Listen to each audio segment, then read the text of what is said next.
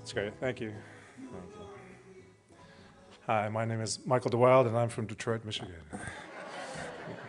Motown, the Motor City.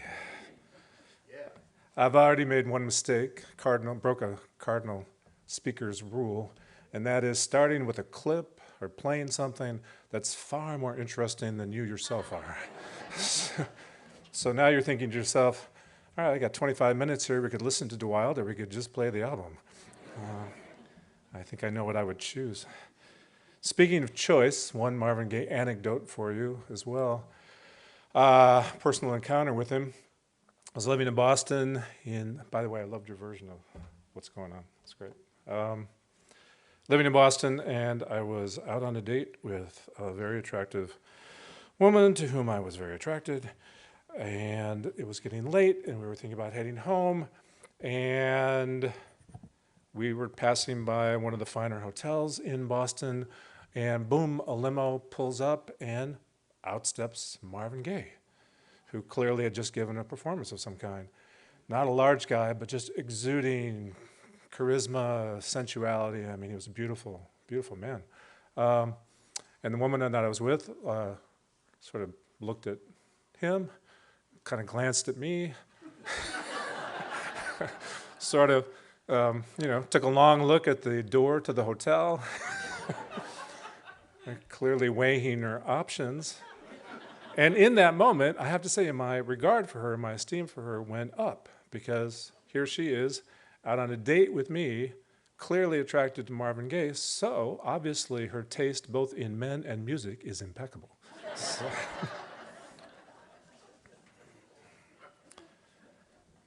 All right, a little bit about what's going on, the song and then the album, just a little bit of context. Like so many great pieces of art, one of those that almost never saw the light of day. By the time it got to be the late 60s, Marvin Gaye, who was a huge hit, the Prince of Motown, the Prince of Soul, they were calling him, had I heard it through the grapevine, had the #1 bestseller for Motown to that point. But he was getting a little tired of being pigeonholed, which is what Motown tended to do. They thought of themselves as a factory and factory lines, and people had their kind of category, and they needed to stick with it. And Obie Benson from the Four Tops came to Marvin Gaye with a sketch of what's going on, what became what's going on. It wasn't fully fleshed out at the time. But he had brought it first to his own band, the Four Tops. It was based on his observation when they were in San Francisco of things that were happening in People's Park in Berkeley, where the long-haired hippie kids, who they felt some affinity for, were being beaten up by the cops. And Benson started asking himself, what is going on out here? What's happening to my country? And he wrote down some of the notes for what became going on. His band didn't want it, so that's a protest song, man. We don't do that. And so then he encountered Joan Baez, and he played kind of some of the rudimentary chords and some of the ideas for her. She passed on. So he brought it to Marvin Gaye when he was back in Detroit, and Gaye said, that's really interesting. I'm producing a band right now called The Originals, and and Ben said, no. I said, this is for you. I said, you have to do this, or it's just going on a shelf somewhere. So he sat down, Gaye, Benson, a guy named Al Cleveland, who was a lyricist, and fleshed the whole thing out and got some studio time, brought in David Vanderpit, who was the arranger for Motown, some of the strings from the Detroit Symphony Orchestra. I mean, everything that goes into layering. The musicians loved it. James Jamerson, who was a legendary, innovative bass player, part of the Funk Brothers, who lived in Studio A, the basement in West Grand Boulevard in Detroit, where Motown was located, put it together. Everybody fell over themselves. This is the best thing ever. What a great, innovative, revolutionary piece of music we've produced here. Took it to the one man who could veto it, Berry Gordy, of course, who ran Motown. And Gordy's response to it was, that's the worst piece of crap I've ever heard in my life. He said, I'm not releasing that. Not now, not ever. Well, Marvin Gaye went on strike. So along with Diana Ross and the Supreme, they're two there were Hitsville, USA. They really were. I mean, they had a ton of hits. They were printing money, but at the same time, they really needed Diana Ross and what Marvin Gaye brought. So Gaye goes on strike in his kind of typically passive-aggressive fashion, and finally, convinces what's called the Quality Control Board at Motown and Berry Gordy, I'm never stepping foot in here again, never do another thing for you if you don't release this. So Gordy holds his nose, he releases it, it sells 100,000 copies in 1 week.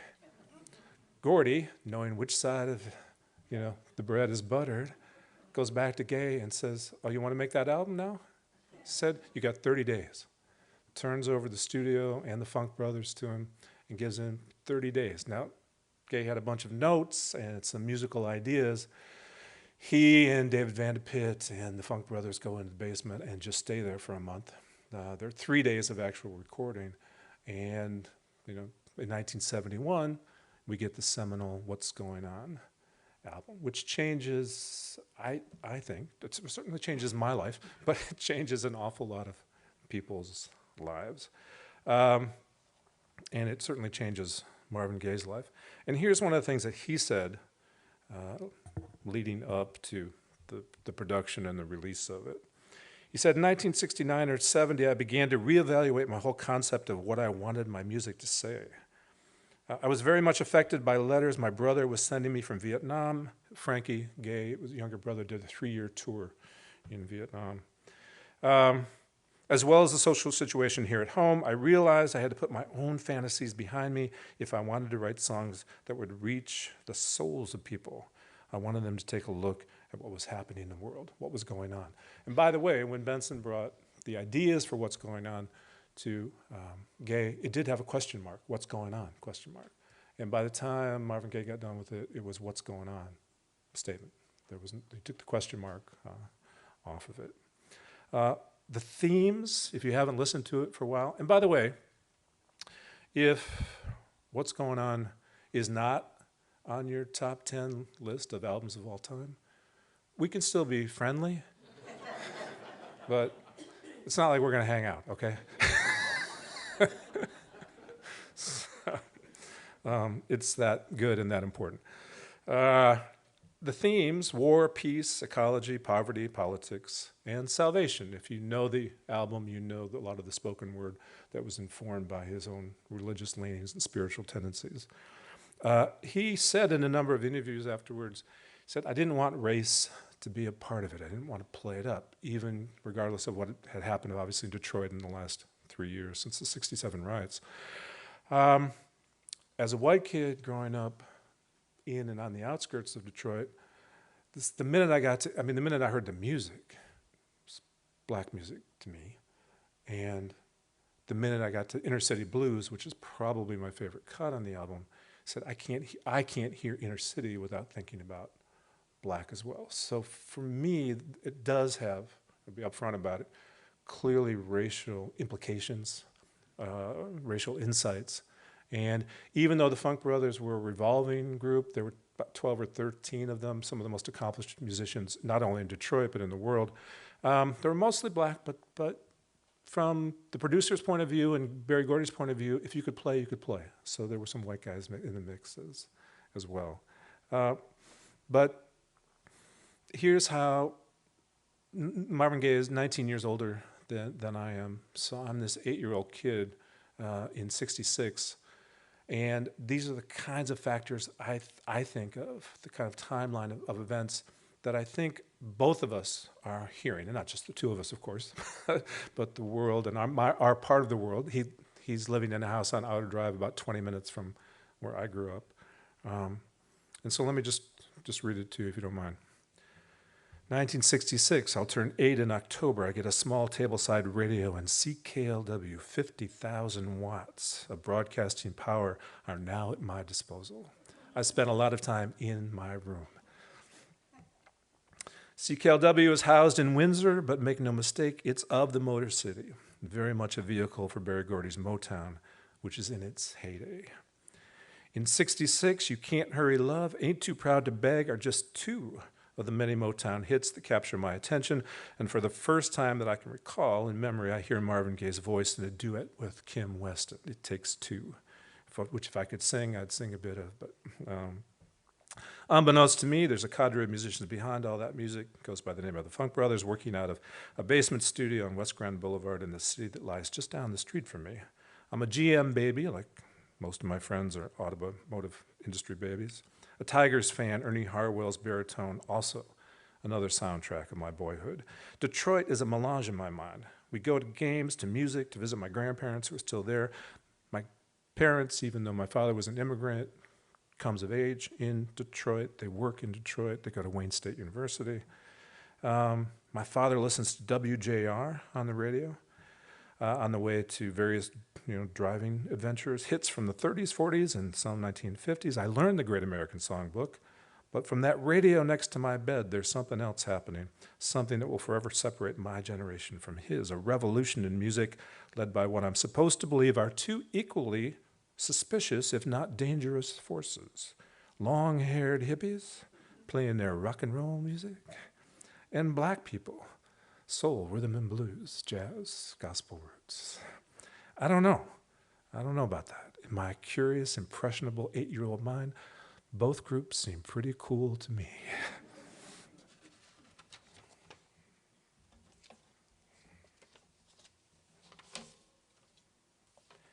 In 1966, U.S. forces in Vietnam approximately doubled to 400,000, 6,000 American casualties, 61,000 North Vietnamese combat deaths reported. In ecology, and a background for the songs on the album, right? War, peace, ecology, poverty, inner city blues.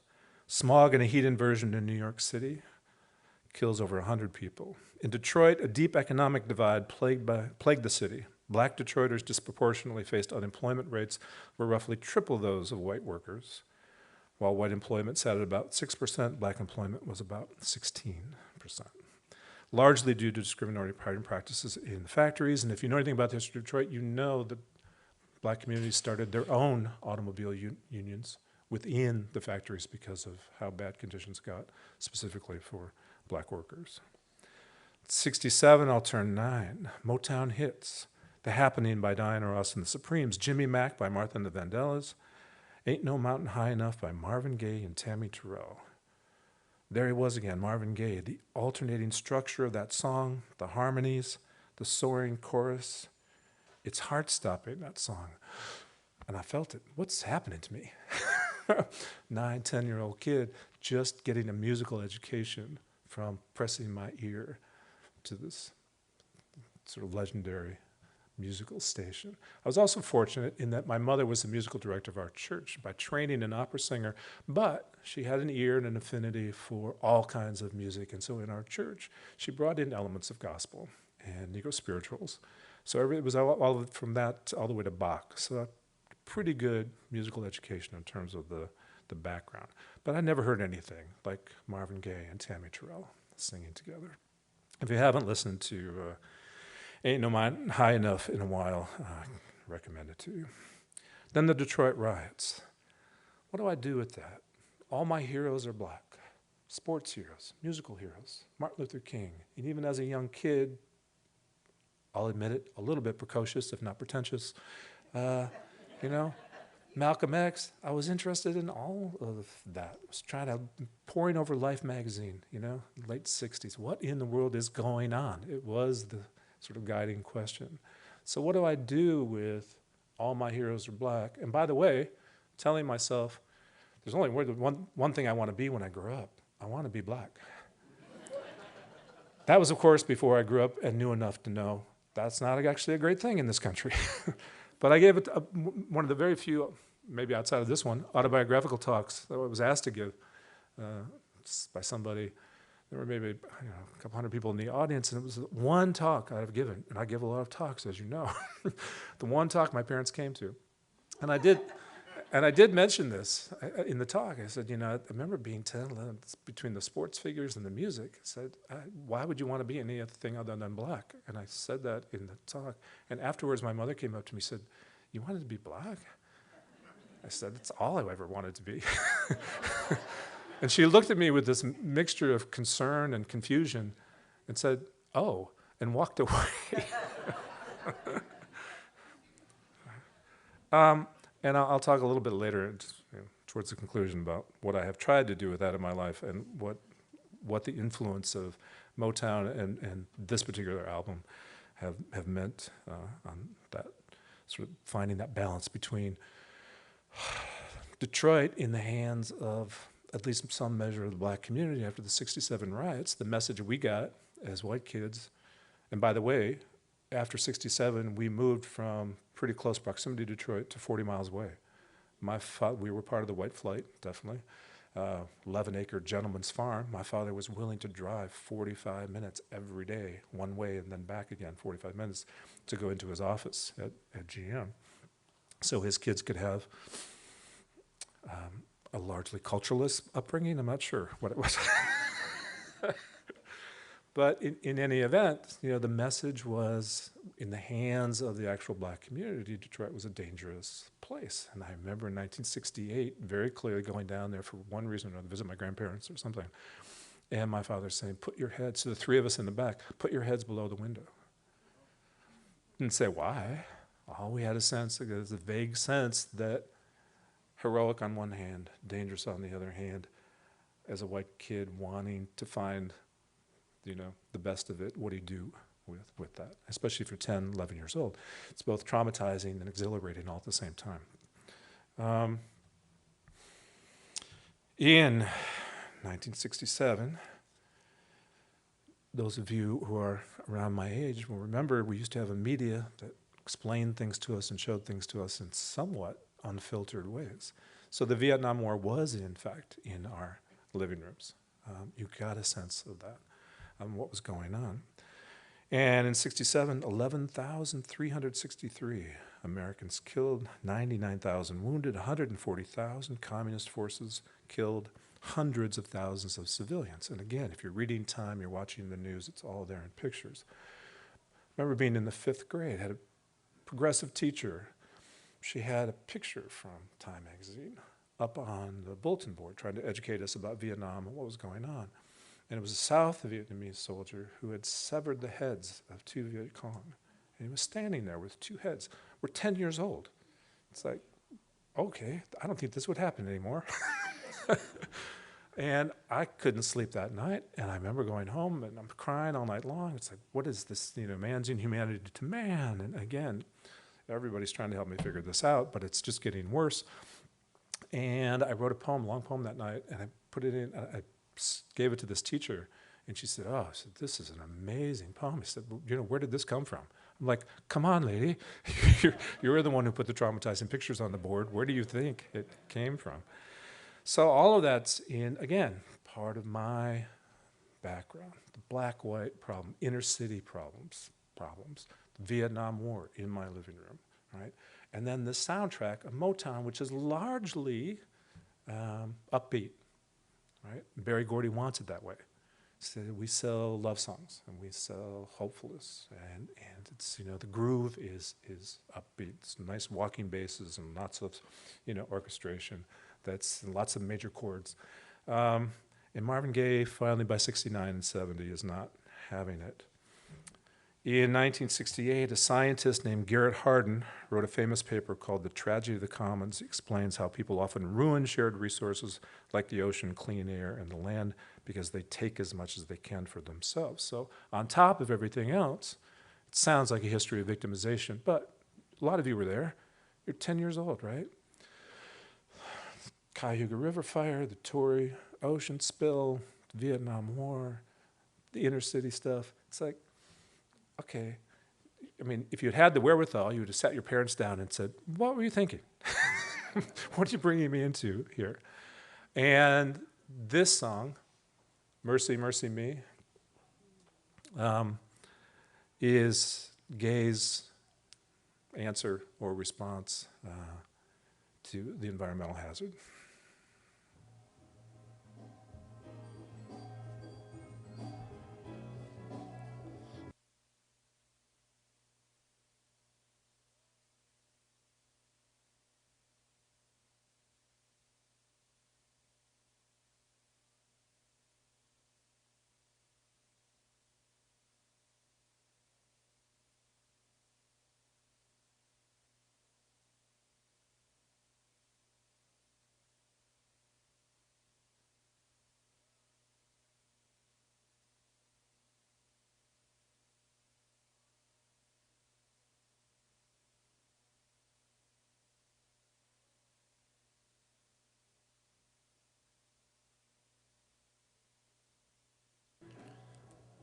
I played the song 10,000 times and never get tired of it. So not just the lyrics, which are poignant in their simplicity, but the syncopation, the sort of accenting the offbeats.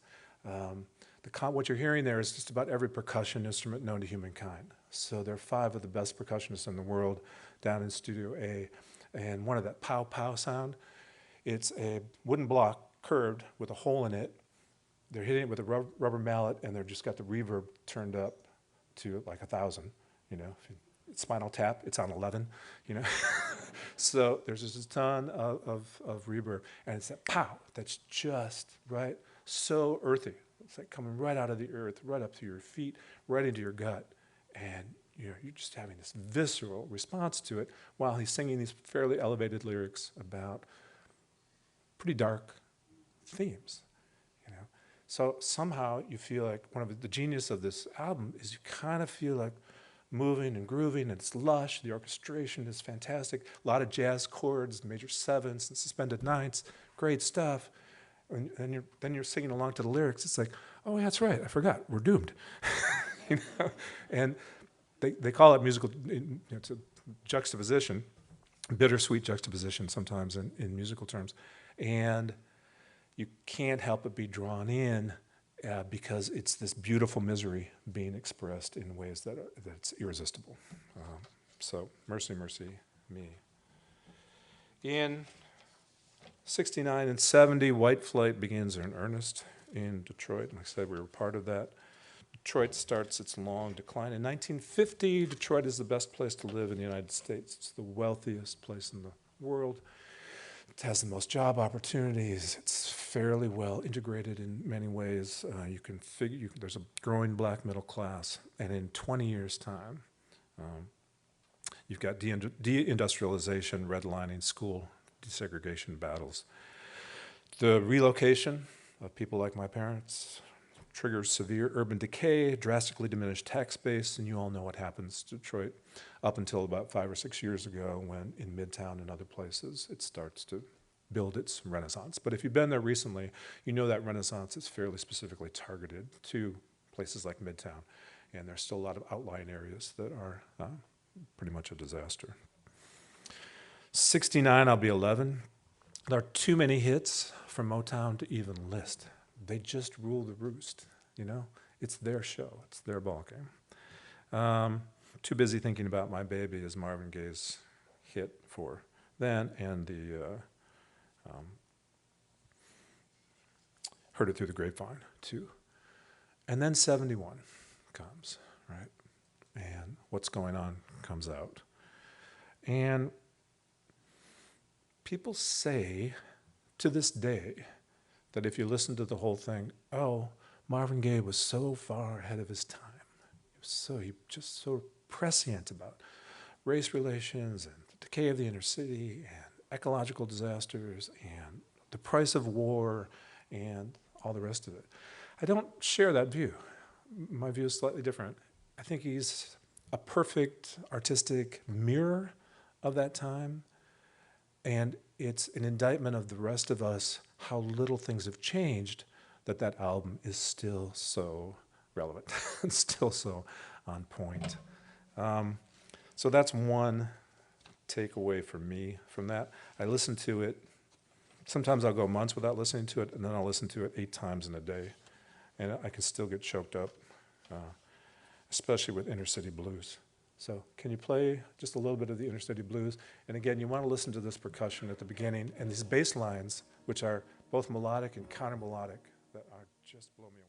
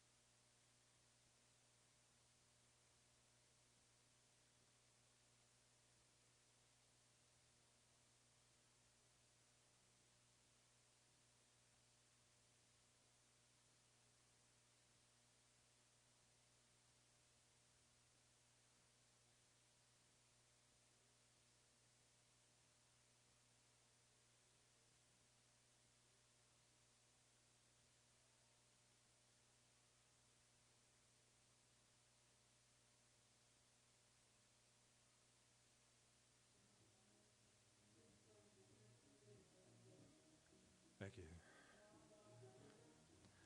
That one late at night, if I've sort of reflected, one of the odd things about my odd career is that there was a point when I was running a prison program, where the Kellogg Foundation came to me and they gave me $200,000 and they said, can you develop and run a program that will turn returning black felons into leaders in their community? And I said, yeah, but like the optics aren't great, right? And they said, we don't care. And the guys didn't care. So there isn't anybody else to do it. You have to do it. And here's $200,000. What was I going to say? So this question of whiteness and blackness has, and Marvin Gaye maybe much as anybody, why have I spent a third of my career living and working in places like Chicago as a labor organizer, and then long stints in prison as a teacher, teaching mostly black guys? What has that been about exactly for me? And how much did Motown influence that growing up around in Detroit? Am I really a justice warrior and should be applauded? Am I just like this pathetic wannabe? Is it white liberal guilt? Do I have some sort of strange savior complex? I mean, what is going on exactly? And maybe probably all of that is true, but one of the reasons I included the James Baldwin is because he says this about that for somebody like me. Baldwin argued that American culture is black culture because white Americans' identities were formed through the subjugation of black Americans. He famously proposed that whatever white Americans do not know about black Americans, they do not know about themselves. Black culture, born out of forced survival, has inherently shaped the country's language, rhythm, and moral fabric. So, at my best, what I like to think is, all right, I'm trying to figure out what I don't know. And so much of that is rooted in black culture, which is so near and so far to my lived experience.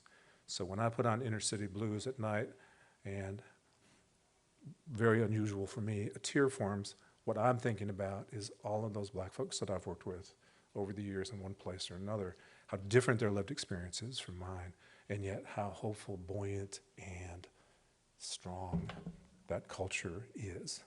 And my desire to know more about it and to be more respectful of it when I encounter it. In the meantime, what I'm hoping for, Marvin Gaye unfortunately was killed by his father in 1984.